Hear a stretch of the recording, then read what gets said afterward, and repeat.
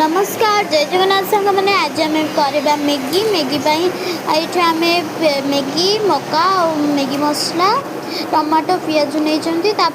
कढ़ई तेल पकई नवा देखिपे गोटे पटे पानी और तेल पियाज जो तेल कढ़ई बसई से आम पियाज को पूरा भलसे भाजी नवा तापर पियाजटा टी भाजी सारापर आम मका को ताइंडे पकईदबा से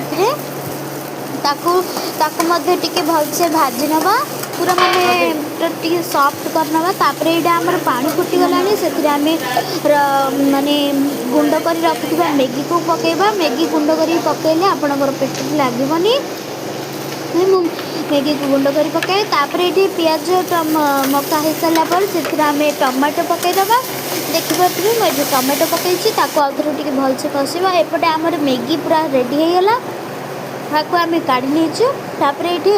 आमर टमाटो मका पियाज आम ये लुण पकईदबा स्वाद अनुसार तापर हल्दी गुंड मरच गुंड मसला गुंड और किचन किंग मसला तो सबको मिसई नवा मैगी मसला हेल्ले पकई नवा तापर मैगी को पकईकी भलसे पूरा घाटिवा तापर टिके टमाटो सॉस पकईकी आउ टिके गोले नवा तापर हो गला आमर मैगी रही। नमस्कार।